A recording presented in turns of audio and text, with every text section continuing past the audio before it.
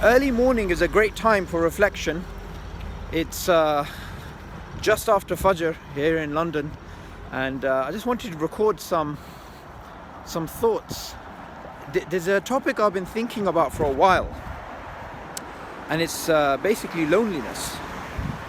Now, when I've had to travel because of talks and training and this type of stuff in the UK, outside the UK, you get to spend a lot of time in the hotel on your own, and sometimes there's a lot of dead time, so you just have to keep yourself busy, just find other work that you need to do. But when you're stuck out in a random location and you don't know anybody, you don't have any friends there, you don't have any family there, you start to think about this topic of loneliness, because it's a very strange feeling, being lonely, even just for a few days, sometimes a week, of not being around people that you know and can interact with.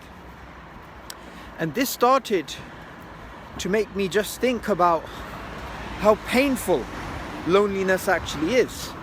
I saw a video on Facebook about this, about some guy who lives on his own, and he's like a complete loner, and he's like overweight and doesn't have a job, and just is at home all the time.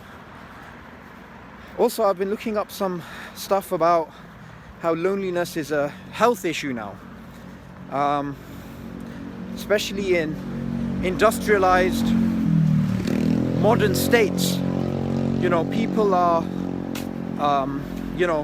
living away from their family, and they spend a lot of time on their own, and they don't really have genuine friends and all this type of stuff.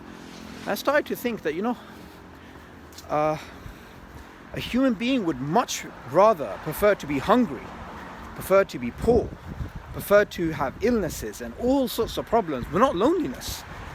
They'd rather have friends and be starving than be full and have no friends and have nobody to talk to. And there's different types of loneliness, right? So it's not just a case of being around people, because you can be around people, you can be surrounded by people, but there's always a connection you have to people who know you, as opposed to people who don't really know you that well. You can be, I think that makes a big difference. And of course we do need the social interaction, but ultimately Allah is the one who knows us inside out, and He knows everything we've been through, knows us from our infancy, and already knows where we're going to be headed. And in those times when I was on my own, just even for those brief periods, my relationship with Allah was closer, because you're not distracted by people. And this also got me thinking about, some people, they just, for whatever reasons, it could be reasons to do with the way that the government manages population control, like in China, where you have a one-child policy. So if you have one-child policy over a few generations, say you have a child and his name is, say, Chan, right? And his parents are single child parents, and his grandparents are also single child parents. How many uncles, how many cousins, how many family does he have? Nobody, except directly for his parents and his grandparents, which when they pass away, then this person is completely alone. In other cases, some humans are just ostracized from their communities for whatever reasons. Other people are in jail. So this whole topic of, and of course in large parts of especially the Western world now, because of the way that we treat elders, a lot of elderly are just on their own. And you sometimes when you're walking around, you see an old person you may be the only person that's going to speak to them in that week. You know, a little hi, a little hello, that may just make all the difference to them, because they just don't have any friends or family, and you know, it's just their only interaction is when they leave the house to just go buy something.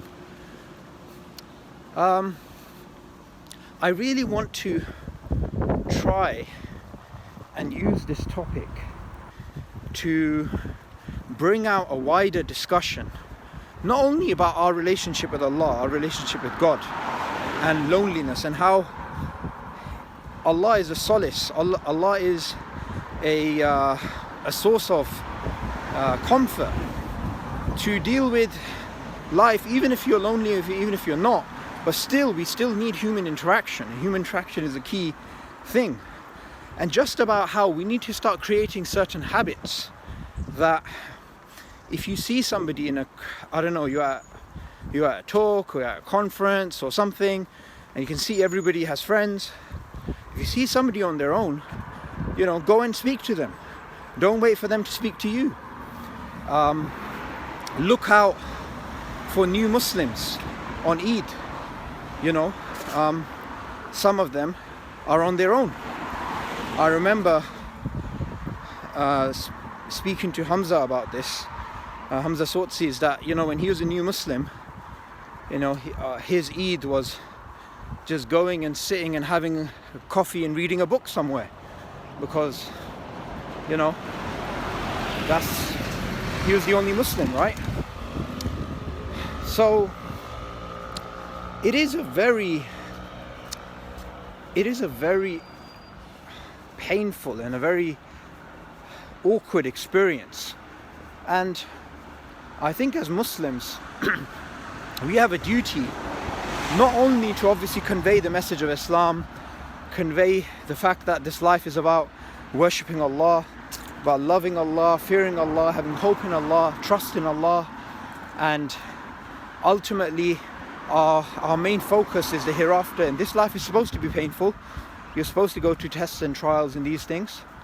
But even though we're on a boat and you know, the boat is eventually going to capsize and everyone is going to pass away, I mean, that's really what the world is like. And while you're on the journey, you get the rough sea, you get waves, you get all these problems. You still try and make it as comfortable for your fellow passengers as much as possible. And I think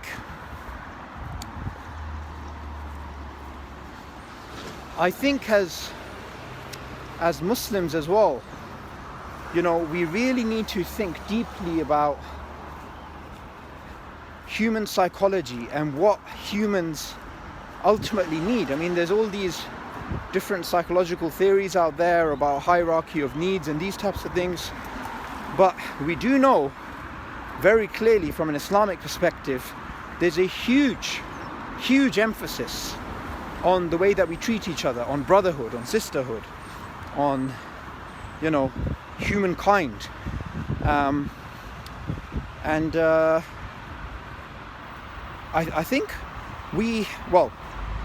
not everybody, but I definitely have fallen into the trap of making dawah, making Islamic propagation very much an intellectual thing, and neglecting for some years, which I don't do anymore, but I used to neglect the spiritual element.